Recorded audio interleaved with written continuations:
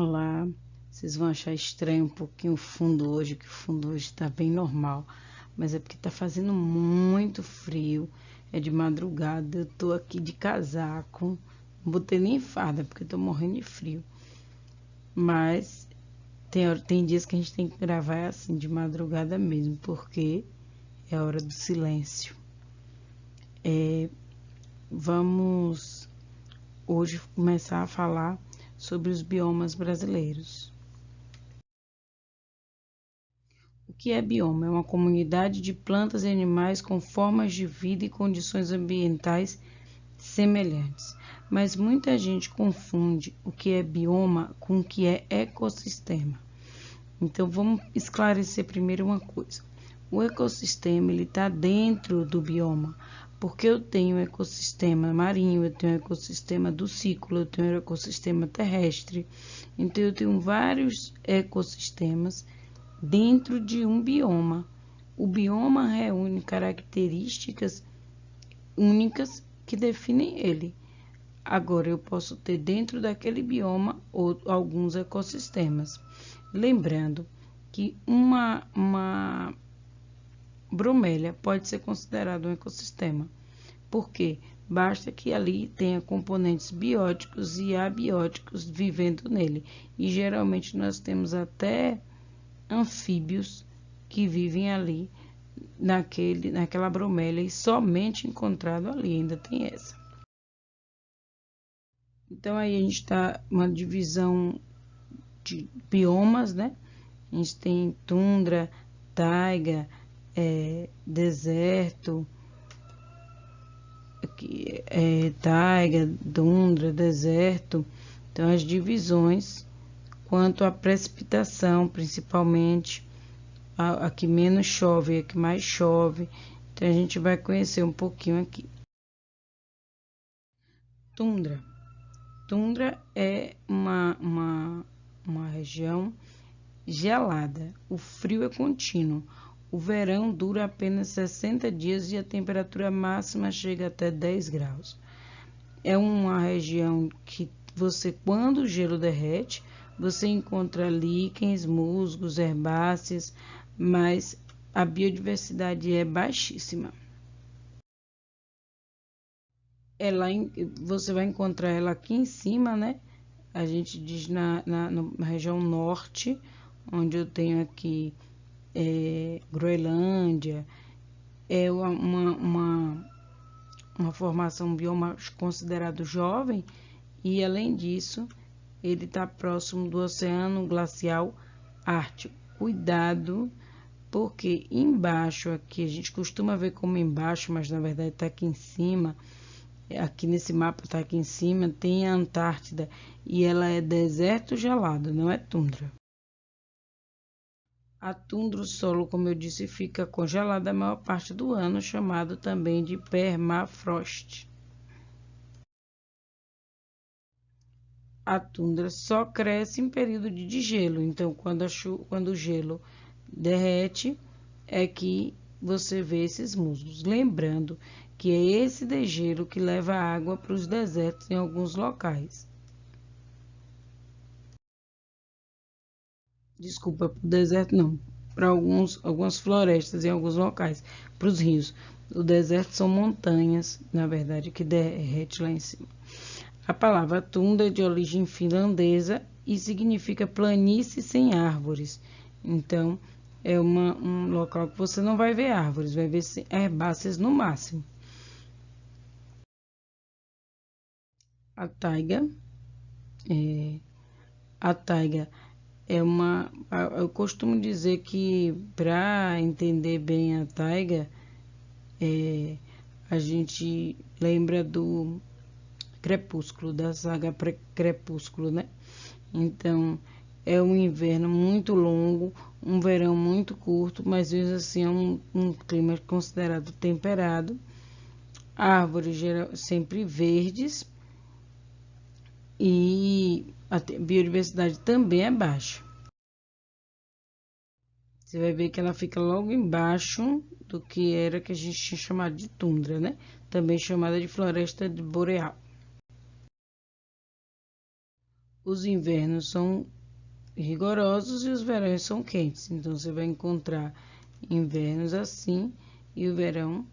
Essa é uma região predileta dos ursos, os ursos pardos. Eles na verdade não hibernam, depois a gente vai descobrir isso. Eles dormem nessa região, nessa época do frio e acordam nessa época do verão. A gente pode dizer que é uma floresta homogênea. Por quê? Porque a maior parte dela é conífera. Quando você olha de cima, você vê sempre essa floresta assim. É por isso que ela é também chamada de perene. Perene quer dizer que sempre está verde. A floresta temperada é um pouco abaixo. Eu brinco que é a floresta do Dr. Dolittle. É uma floresta decídua, guarde esse nome. Quando você ouvir falar em decídua, quer dizer que cai as folhas.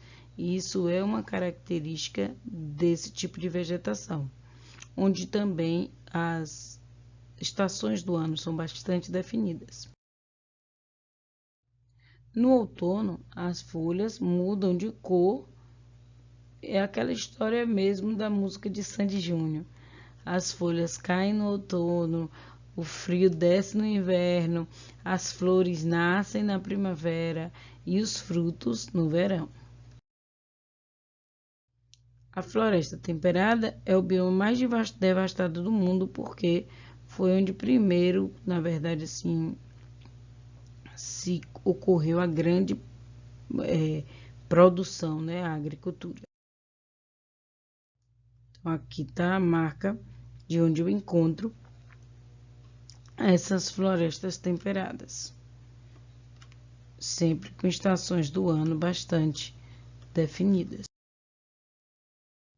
A pradaria. Na pradaria, o inverno é frio e o verão é moderado, mas eu tenho grande amplitude térmica. O que quer dizer isso, Laísa?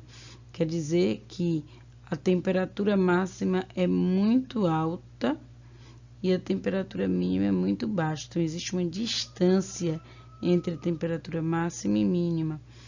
É considerado temperado continental e subtropical e a vegetação são gramíneas e ervas, principalmente com uma baixa biodiversidade. Olha o Brasil aqui, ó. Essa região aqui é no Brasil. Aqui a pradaria leva o nome de Pampa, chamado de Pampas. Essa é a principal característica. Parece que foi uma manga, né, que a gente chama aqui de pasto. Mas não. É porque ela não tem mesmo árvores. Ela é muito de vegetação herbáceas.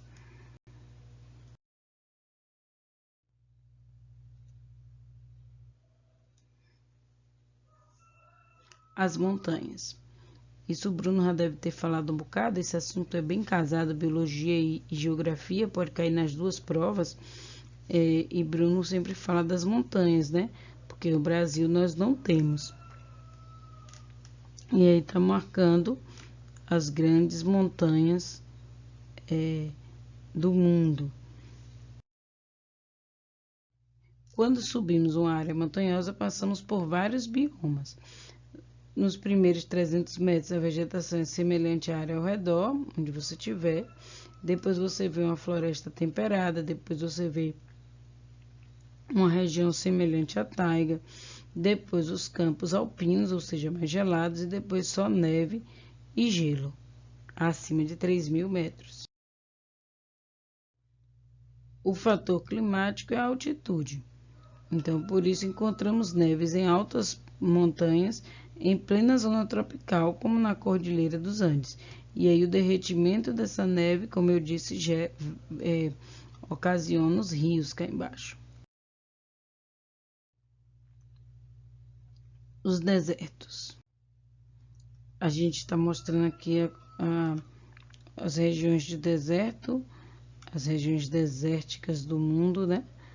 A gente conhece muito o deserto do Saara e o deserto do Atacama, mas a característica do deserto é que a precipitação é baixíssima. A temperatura nos desertos, a amplitude térmica é imensa. Então, de dia faz muito calor, mas de noite faz muito frio. E é o que geralmente leva à morte de pessoas que ficam perdidas no deserto. A ausência de vegetação, às vezes há cactos e árvores de pequeno porte. A biodiversidade é baixa, mas a gente tem uma riqueza de répteis e lagartos.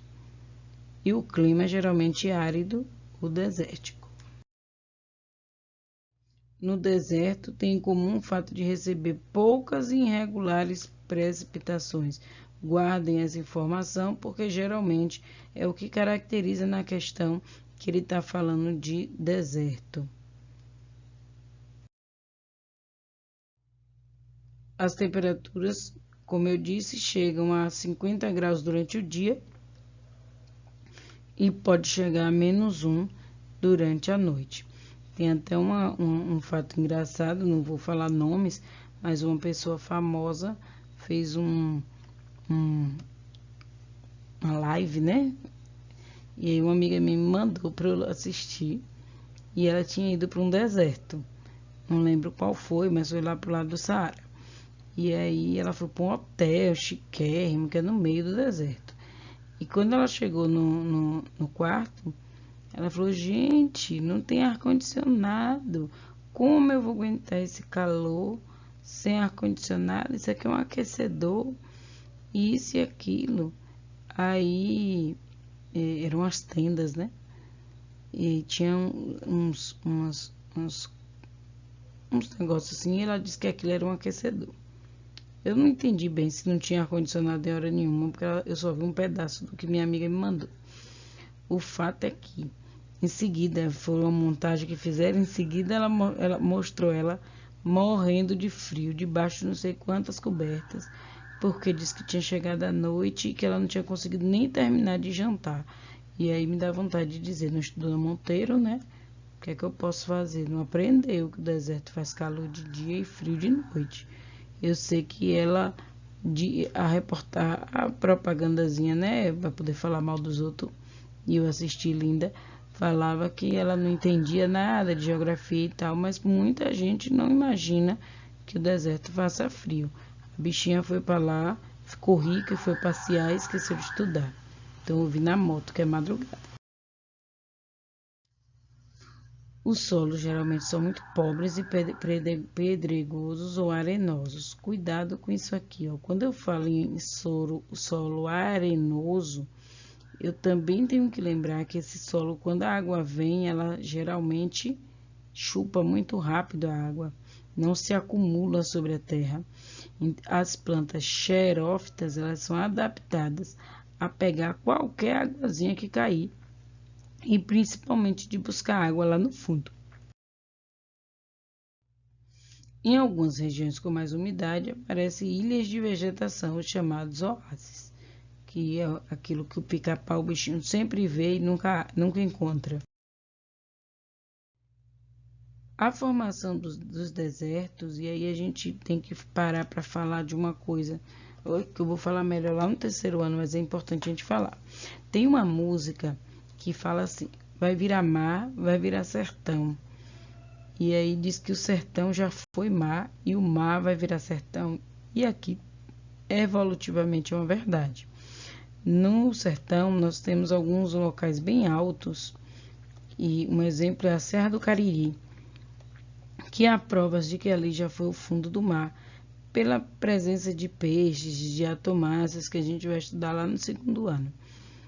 E esses mesmos cientistas, eles comprovaram que onde hoje você encontra a Amazônia era, na verdade, um grande deserto. Como é que sabe disso? Porque os solos mais profundos, das camadas mais profundas da Amazônia, são solos pobres. Então, a gente sabe que isso é devido à herança de quando ele era deserto. Altas pressões subtropicais, geralmente ficam em grandes altitudes e geralmente tem barreiras montanhosas que impedem a passagem de ar vinda dos oceanos. É o caso principalmente do deserto do Atacama. Então, aí, a gente, lembrando do deserto do Saara e do deserto do Atacama. Lembrando também que o deserto do Atacama existe uma teoria da conspiração de que o homem nunca foi à Lua e que, na verdade, são regiões desse deserto do Atacama que foram usadas para fazer a filmagem. Eu não acredito nisso. Nas bordas dos grandes desertos aparecem regiões menos secas que esses biomas considerados semidesertos. Então, você pode encontrar essas regiões que têm algumas folhagens, algumas herbáceas, mas são regiões nas bordas dos desertos. Aqui tem o deserto do Saara, o deserto do Kalahari, que são os mais famosos, né? O deserto australiano, o deserto do Atacama, são os mais famosos. No Brasil, a gente tem a Caatinga, que a gente vai falar mais para frente exatamente dos biomas brasileiros, mas esse é considerado um semideserto porque tem ainda uma vegetação maior, mas são xerófitas também e é bastante seco, é o clima árido. E aí a gente tem as florestas equatoriais, que são aquelas que são cortadas pela linha do Equador. Lembrando que a gente tem aqui uma diferença entre as florestas equatoriais e as florestas tropicais. Vamos ver. A equatorial, você vai ver uma floresta como essa aqui que a gente imagina é a Amazônia. Não, aqui é a Bacia do Congo. É onde vive quem já assistiu o filme. Eu adoro filme, aí falo um monte de filme, né? Quem já assistiu o filme A Montanha dos Gorilas. Então, tem alta pluviosidade. Pluviosidade é o quê? Chuva. Ausência de estação seca, chove o ano todo. A temperatura o ano todo é quente e úmida. Equatorial úmida é o clima. E a vegetação tem folhas perenes, óleo perene de novo, as folhas não caem e são árvores de grande porte e altíssima biodiversidade.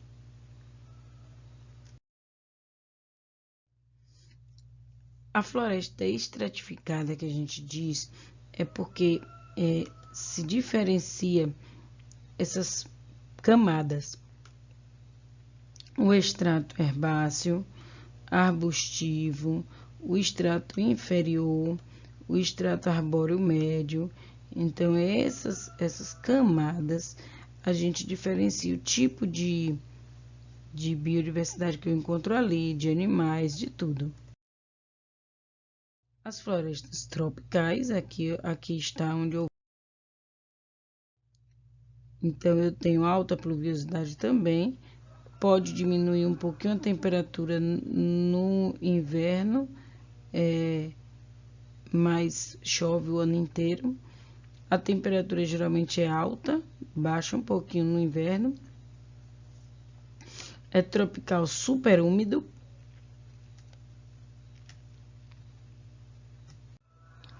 Ou seja, quando eu falo que é tropical super úmido, chove muito.